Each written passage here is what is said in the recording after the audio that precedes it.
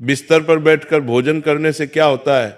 यमराज ने चित्रगुप्त को जो रहस्य बताया था वो सुनकर आपके भी रोंगटे खड़े हो जाएंगे। तो चलिए जानते हैं कि मनुष्य को बिस्तर पर बैठकर भोजन क्यों नहीं करना चाहिए। एक बार यमलोक में यमराज अपने सभागार में सिंहासन पर विराजमान थे और उनके समीप चित्रगुप्त बैठकर विनम्रता पूर्वक बात कर रहे थे। वार्तालाप के दौरान चित्रगुप्त ने यमराज से जिज्ञासा प्रकट की, हे प्रभु, कृपा करके मेरी कुछ शंकाओं का समाधान कीजिए। मनुष्य को भोजन किस प्रकार से करना चाहिए? भोजन करने के लिए उचित दिशा और स्थान कौन सा है? किन स्थान पर बैठकर भोजन नहीं करना चाहिए? भोजन से पूर्व क्या करना चाहिए और भोजन के बाद क्या करना चाहिए? किसके घर का भोजन नहीं करना चाहिए? किन स्थान पर बैठकर भोजन करने से आयु कम होती है? कृपया करके मेरे इन सभी प्रश्नों का उत्तर दीजिए। यमराज मुस्कुराए और चित्रगुप्त को उत्तर देते हुए बोले, हे चित्रगुप्त, तुमने बहुत उचित प्रश्न पूछे हैं। वास्तव में इन सभी प्रश्नों का उत्तर मनुष्य के आचार व्यवहार और उसकी आदतों में छिपा होता है। जैसा आचरण मनुष्य करता है वैसा ही फल उसे भोगना पड़ता है। अच्छे आचरण से सुख और दीर्घायु प्राप्त होती है, वहीं अनुचित आदतों के कारण दुख और अकाल मृत्यु तक हो सकती है। मनुष्य को भोजन करते समय शास्त्रों के नियमों का पालन अवश्य करना चाहिए। जो भी मनुष्य शास्त्रों के नियमों का पालन करते हुए भोजन ग्रहण करता है वो निश्चित ही दीर्घायु होता है।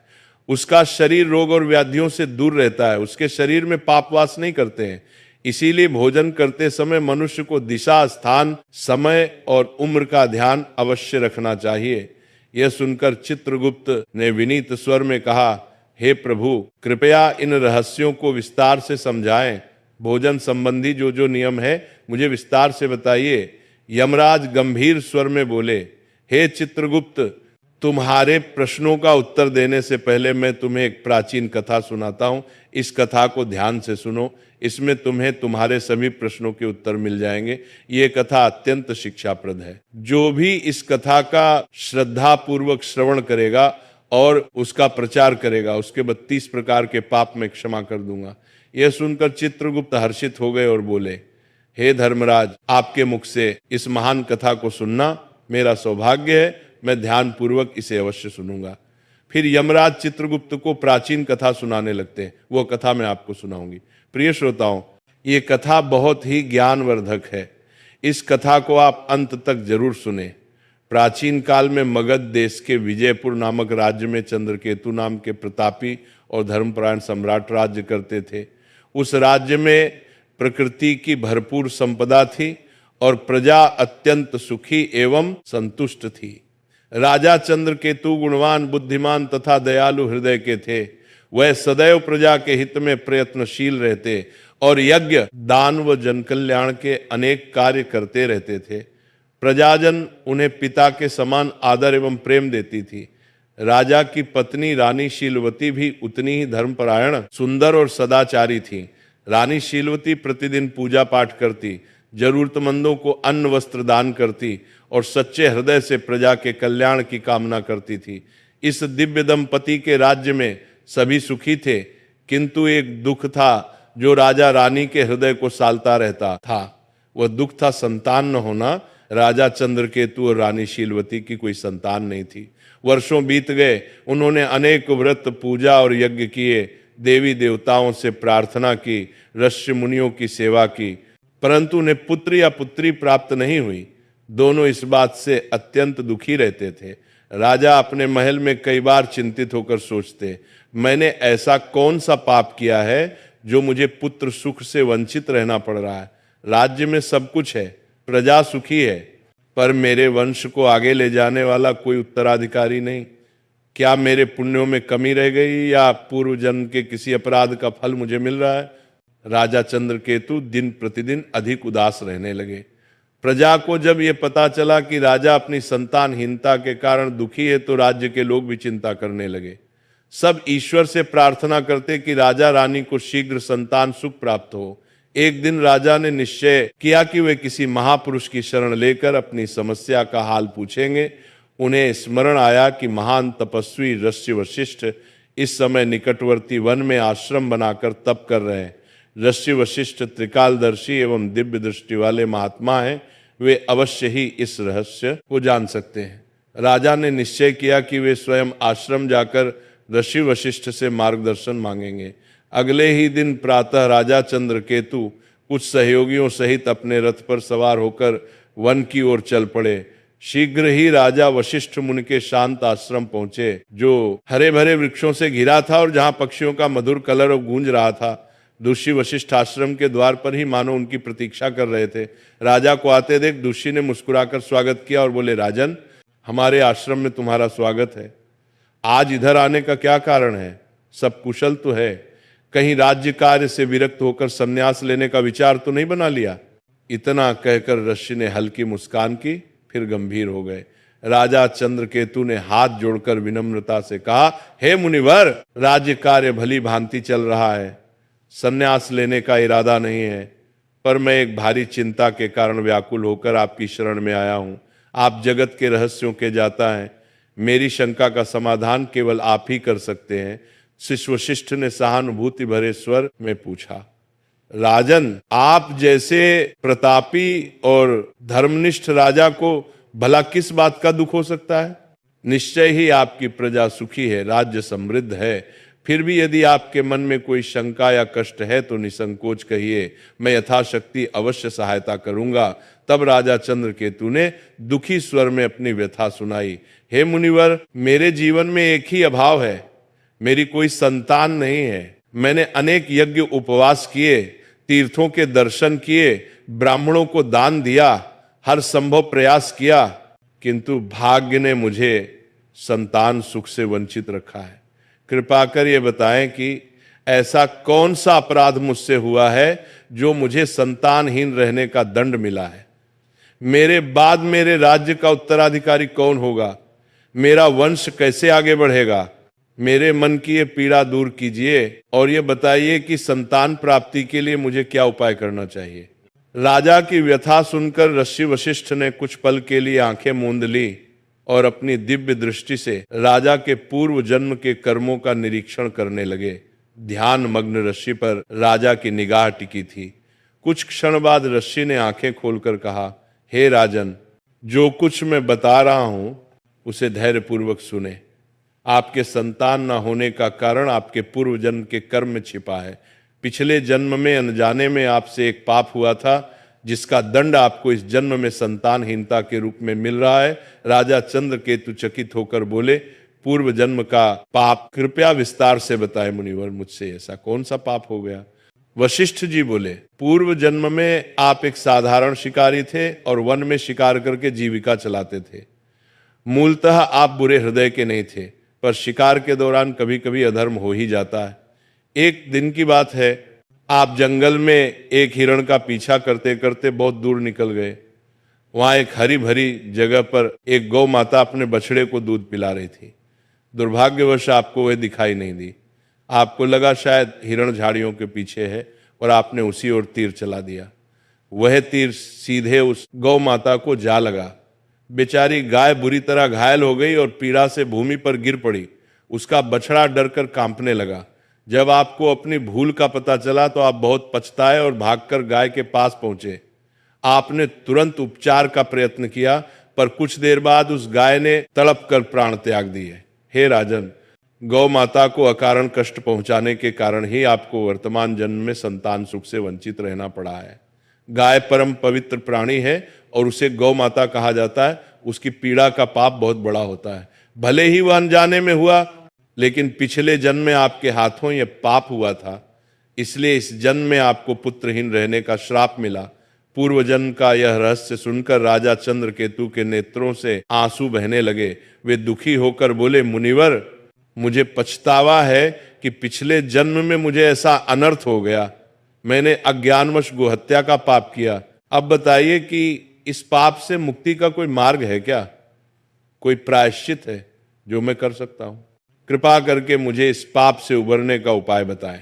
ऋषि वशिष्ठ ने कोमल स्वर में कहा, हे राजन, हर पाप से प्रायश्चित द्वारा मुक्ति संभव है। यदि मनुष्य हृदय से प्रायश्चित करना चाहे, आपके मामले में भी उपाय है। गौ हत्या या गौ को कष्ट देने के प्रायश्चित स्वरूप आपको गौ सेवा करनी चाहिए। आप पूरी निष्ठा से गायों की सेवा करें, भूखी गायों को चारा पानी दें, गौशालाएं बनवाएं, बीमार गायों का उपचार करवाएं और गौ माता के प्रति प्रेम एवं भक्ति रखें।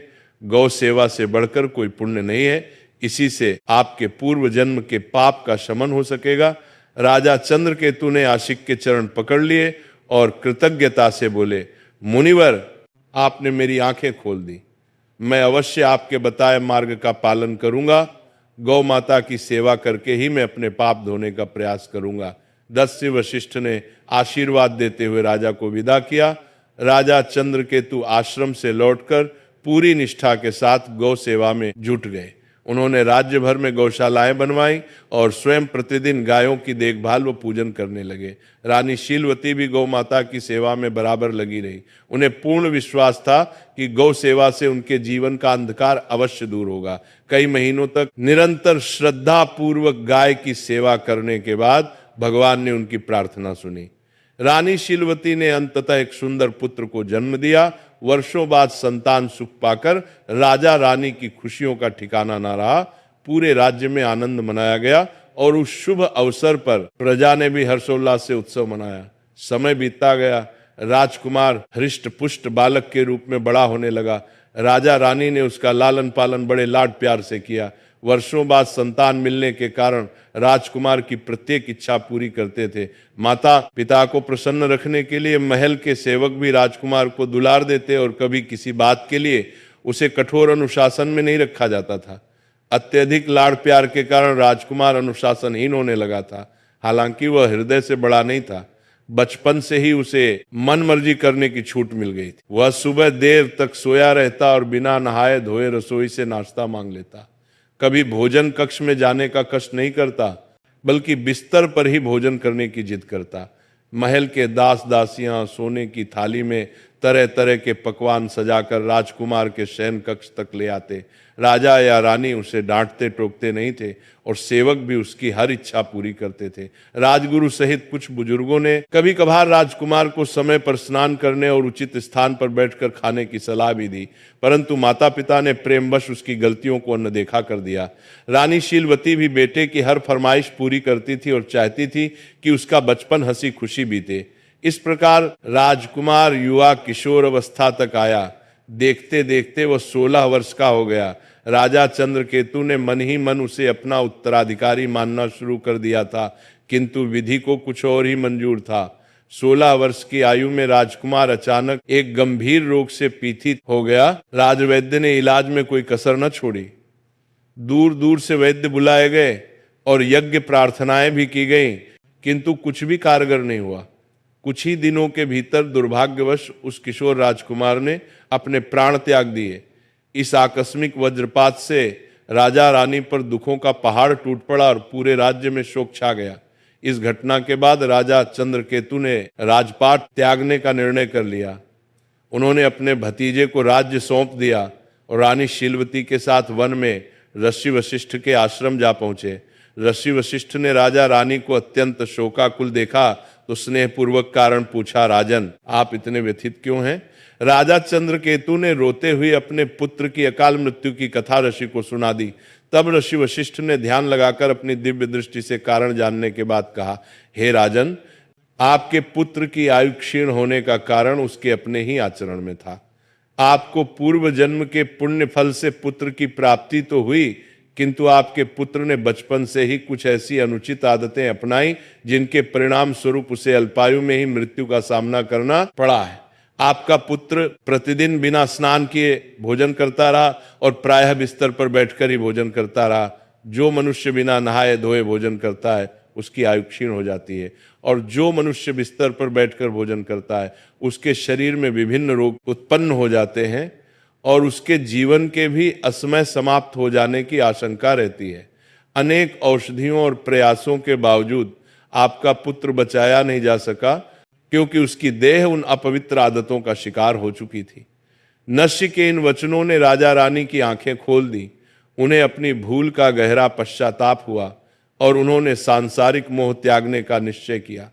राजा चंद्रकेतु ने वहीं आश्रम में रहकर शेष जीवन तपस्या और भगवान के चिंतन में बिताया। रानी शीलवती ने भी राजसी ठाट बाट त्याग कर अपने पति के साथ सादा जीवन अपना लिया। इस प्रकार राजा रानी ने दुख से ऊपर उठकर धर्म के मार्ग पर शांति पा ली। कथा सुनाकर यमराज ने चित्रगुप्त की ओर देखते हुए कहा, देखा चित्रगुप्त, किस प्रकार मनुष्य की अपनी आदतें उसके जीवन को संवारती या बिगाड़ती हैं। राजा चंद्रकेतु जैसे पुण्यात्मा को भी अपने पुत्र की अकाल मृत्यु का दुख सहना पड़ा, क्योंकि उनके पुत्र ने गलत आदतों का पालन किया था। अतः प्रत्येक मनुष्य को सावधान रहना चाहिए कि वह किस प्रकार का आचरण कर रहा है। मनुष्य को सदैव भोजन करने से पूर्व शारीरिक शुद्धि कर लेनी चाहिए। अपने 5 अंग, दोनों हाथ, दोनों पैर तथा मुखमंडल को अच्छी तरह जल से धोना चाहिए। यदि संभव हो तो भोजन से पूर्व स्नान करके पवित्र होकर ही अन्न ग्रहण करना चाहिए। बिना स्नान किए भोजन करना शास्त्रों में वर्जित है। ऐसा करना पशुओं जैसा आचरण माना गया है और इससे आयु कम होती है। साफ सफाई के बाद ही मनुष्य को अन्न ग्रहण करना चाहिए। भोजन आरंभ करने से पूर्व मनुष्य को अन्नपूर्णा देवी तथा परमात्मा को स्मरण कर धन्यवाद देना चाहिए, जिनकी कृपा से ये भोजन प्राप्त हुआ है। साथ ही प्रार्थना करें कि संसार के अन्य सभी प्राणियों को भी आहार प्राप्त हो। इस प्रकार मन ही मन ईश्वर को प्रणाम करके आदर पूर्वक भोजन करने से अन्न पवित्र रहता है और वह शरीर को पूर्ण पोषण देता है। भोजन करते समय बैठने का स्थान भी शुद्ध और उचित होना चाहिए। जमीन पर चटाई बिछाकर पालथी मारकर बैठकर भोजन करना श्रेष्ठ माना गया है। बिस्तर पर बैठकर भोजन करना अशुभ तथा स्वास्थ्य के लिए हानिकारक होता है। शैया पर अन्न ग्रहण करने से अपवित्रता बढ़ती है और शरीर विभिन्न रोगों का घर बन जाता है। हे चित्रगुप्त, 3 प्रकार का भोजन मनुष्य को कभी नहीं करना चाहिए। पहला वह भोजन जिसके ऊपर से कोई व्यक्ति पैर रखकर चला गया हो या जिसे किसी ने लांघ दिया हो। ऐसा अन्न अपवित्र हो जाता है और उसे खाने से उम्र घटती है। वो तरह तरह के रोग लगते हैं। उस भोजन को पशुओं को डाल देना चाहिए। दूसरा वह भोजन जिसमें बाल, कीड़े या कोई अन्य शुद्ध वस्तु गिर गई हो। यदि थाली के भोजन में बाल निकल आए तो समझना चाहिए कि वह अन्न त्याग देने योग्य हो गया है। ऐसा अन्न न स्वयं खाना चाहिए, न भगवान को भोग लगाना चाहिए। ऐसे अशुद्ध अन्न का सात्विक लाभ समाप्त हो जाता है और प्रेत योनि के जीव उसका उपभोग करते हैं। तीसरा वह भोजन जो किसी अन्य के लिए परोसा गया हो। याद रखें, कभी भी दूसरे का हिस्सा छीनकर नहीं खाना चाहिए।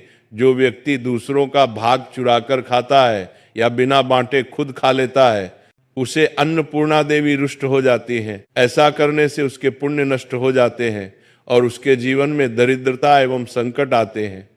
अतः भोजन हमेशा सबसे बांटकर और उचित पात्र को अर्पित करके ही करना चाहिए। इसके अतिरिक्त भोजन का अनादर कभी नहीं होना चाहिए। झूठा भोजन व्यर्थ इधर उधर न फेंके और अन्न की बर्बादी न करें। अन्न देवता की कृपा से ही जीवन चलता है, इसलिए अन्न को आदर पूर्वक ग्रहण करें।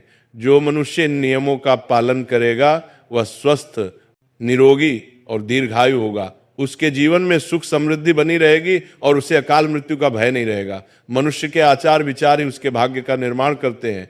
अच्छे कर्म और सही आदतें उसके जीवन को सुखमय बनाती है, जबकि गलत आदतें जीवन को दुखमय और संक्षिप्त कर देती हैं। इसलिए प्रत्येक व्यक्ति को अपने दैनिक व्यवहार में पवित्रता और मर्यादा का पालन करना चाहिए।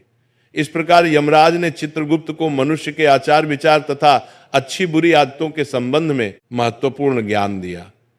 इस कथा से हम ये सीखते हैं कि बिस्तर पर बैठकर भोजन करना और बिना स्वच्छता के अन्न ग्रहण करना क्यों त्याज्य है। हमें सदैव शास्त्रोक्त मर्यादाओं का पालन करते हुए पवित्र आचरण अपनाना चाहिए, ताकि हमारे जीवन में सुख, स्वास्थ्य और शांति बनी रहे। तो इस प्रकार से यमराज ने चित्रगुप्त को अत्यंत महत्वपूर्ण ज्ञान दिया है।